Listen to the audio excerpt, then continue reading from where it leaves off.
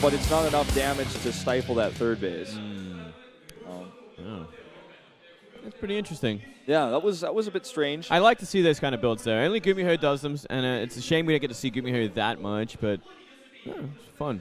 Yeah, I would love to see like a proxy Thor again in this. I want to see that. Bring the SCVs, pull the boys with it, and you just try and go for the kill. But like, oh, you're a Kesper Protoss. You were not around when this was a thing. You actually have no experience defending this. Like start of 2011, man. Like, you've literally never seen this before. Like, you will not be able to defend this. No. We're not gonna certainly not going to see that from Flash. We're going to see a hard macro game for him. It's going to be up to YongHwa to try and go for the aggression here. Yeah, maybe Oracles would be a decent choice against Flash. YongHwa is one of these really defensive Protosses as well, though, and so it's hard to see where this game is going to go, other than going to the late game. We could see a Phoenix opening as well. Stargate really popular in this matchup right now, whether it's Phoenixes or Oracles, because it gives you a lot of flexibility to harass and to do damage earlier, and then also later on, if you go the Oracle route, you can use it to spot drops and help deny drops that way, or the Phoenixes just straight up kill them, shut them down really hard. Because it is Flash, we have to wait just a little while longer so he gets everything just right. Got to get that ruler out, make sure his chair is the right height. Yeah, it's one of the new things we've noticed. Yeah, I feel like there was recently a lot of discussion about Flash measuring the chair height, in the booth, because he does this all the time. This is always famous. So that's why Parting tried to snipe him with a ruler that one time. Yeah, that's right. Only Kanata votes for YongHwa again, but he was right when he voted for Hero. We'll see if he can actually be correct yet again here in his vote for YongHwa. Yeah, I don't think. Well, we'll see. We'll see. I think anything can happen in this game, but Flash has been looking very strong in the matchup. If he's allowed to, get that macro machine up and running, we did see him recently play against. Was it Hero? It might have been actually. He beat Hero, CJ Hero, in a pretty powerful macro game. It looked really good. Yeah. I mean, we'll have to wait and see like what he's thinking today. What he's got planned, because YongHwa's the type of player that is super defensive. He's a player who really, really likes to basically just max out on Colossi Stalker. He usually avoids Storm. He almost never uses that in this matchup. But back then, when his style was made popular, and he was made very famous by popular English commentator Artosis, right, was because he was just a very turly Protoss. But back then, we had a totally different meta, and people were not pulling the boys, and there wasn't the same sort of Terran style. So he was considered to be quite successful because Terrans were attacking constantly, and he just kind of just sat there like on the defensive and just absorbed all the damage, and eventually had this maxed out Colossus Stalker army with 3/3. Let's see if he can handle Flash, because Flash is the type of guy who does like to pull the boys. A similar style to Innovation, loves to go double Starport Viking before he does this and just attack with a ton of Vikings, his SCVs, and a heavy Marauder count. Yeah, I'm trying to remember exactly how the last game went with Flash defeated CJ Hero, but I think he just played very greedy. He got away with it, and he just simply overpowered just by such a sheer supply advantage. Like, he just ran through Hero, and Hero couldn't do anything about it. And I think that was on Echo. Yeah, I think he just snowballed out of control a little bit, and Flash was able to consistently do damage and eventually get too far ahead in supply, like you just said. YongHwa in recent times gets that downwards purple arrow. 8-7, 2-1 versus Terran. Most of his wins coming from the PvP matchup. He got a new haircut recently, it looks like. Yeah, it doesn't look too bad. Yeah, keeping it short. It's pretty hot out there. It's ridiculously hot out there, man. Long hair is hard to deal with in this weather. Yeah, you're the long hair master. You know all about that. I am the master of it, Wolf. It must be hot with a beard too, though. Yeah, and my hair itself is actually getting to be quite long. I need to do something about that. Just keep it going, man. Don't stop. Flash. 7-10 this season. Not the impressive results we saw from him last year.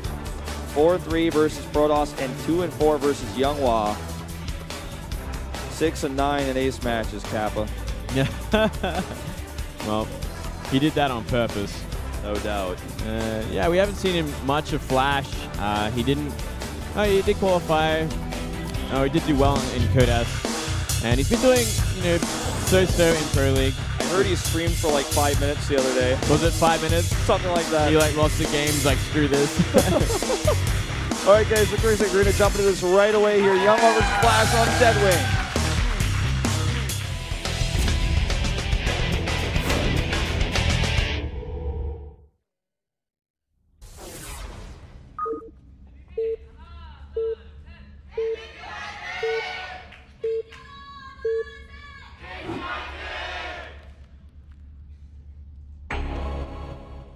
top right in teal. It's YongHwa for MVP. Down here in the bottom right, it is Flash. Has to win it to keep KT's dream alive in this match. Though either way, it doesn't matter. No, it's really just about who they want to face in the playoffs. It's about they get actually the choice of who they bring to the playoffs. Is it going to be MVP? Is it going to be one of the other teams that are tied up at 3-3? And it's I guess a bit of pride as well. I wouldn't want to say I lost to MVP, right? If you're supposed to be one of the top 2 teams in Pro League. No, it definitely is a big loss. I can appreciate calculated, but even then, it's you just don't really want to put your plays in that sort of position and be like, okay, guys, we're going to have to lose to this team because we want to play them in the playoffs. What is it? It's not the right thing, Wolf. It's not the right thing to do. Sure. I mean, it's in fact illegal and against the rules. But if they lose, they can at least say, like, I feel like the key thing here is if they lose, they can at least say, well, we're still fine. There's not as much pressure. Whereas for MVP, if they don't win this, I mean, this is just the first step. Also, Spenu has to make sure that Spenu has to lose as well. So yeah, it's like they're relying on SKT, which is out of their control, plus this. So there's a ton of pressure on them. It's very stressful. Yeah, I think the best probably the best way to approach this. I'm no coach, but I would think like they should have like almost like a kind of like a very easy week before the playoffs. They get to rest a little bit, recharge after the whole round. So maybe they take this one a little bit lightly, which is why we are seeing some pretty unusual upsets today. Seems like some interesting play, but still kind of surprised Life went down the way he did. And TY as well, especially after the amazing run TY had through the IEM Shenzhen qualifier, defeating literally the best players in the world. Very good point. Maybe celebrating too hard after that one. It could be it. But let's see what happens in this game. We're already starting to see the factory tech for Flash. Looks like he wants to play this one a bit more drop-oriented. And for YongHwa, just everything standard. I mean, there's nothing out of the ordinary here. He doesn't have his second gas yet, so he's going to get a faster Nexus after he cancels that Zealot. And will, of course, then prepare for drops. And Flash is uncharacteristically, especially for a 4-player map, skipping Reapers to get earlier Marines out. I don't mind this, because he is getting very quick tech behind this. He's going to try and get out of those Medivacs ASAP, start applying the pressure. And no doubt, Protoss will probably try to be a little bit more greedy on this kind of map as well, which is why we are seeing that 1 gas into expansion with a very late second. Ooh, Hellions. I like it. And a very hidden pylon on the left side of the map. Like possibly Dark Shrine location? Maybe, though, that late second gas, it's going to really delay everything. Could just be for Oracles. Still not a bad place for it. It's closer, harder to scout. But look at that. That's the timing for Dark Shrine. Must be a Dark Shrine. Let's see if we can get it up in time, though. These Hellions are going to be on the move soon. Yeah, and he's going to have very few units to deal with this. In fact, with this late gas, can't make a second Stalker yet. Now he's starting it, but he's not going to have a wall for when these Hellions arrive, especially not if the Stalker's right there. No, not at all. It's going to be running by. Ooh, and the Mothership Core's out of position as well. And he's got the Marines to support. This could get gnarly. Let's see what happens here. Hellions now going to just run right past that Stalker. Good micro on the chase, but it's never going to be able to keep up with Hellions. No. Needs to pull probes to block here in this choke point. He does not. Nice block. Oh, but too many got pulled, and now 6 have already gone down. Just to 2 Hellions. That's already way too much damage, and the Marines denied mining time at the natural, as well as get a few more probe kills, now up to 8. And Blink is actually the tech of choice at this point. He changed his mind. He wants to counterattack quickly and aggressively. I'm not even sure if that's a good idea. He just lost too many probes for to be really efficiently. And now letting the run by happen once again. Oh, this is a mess.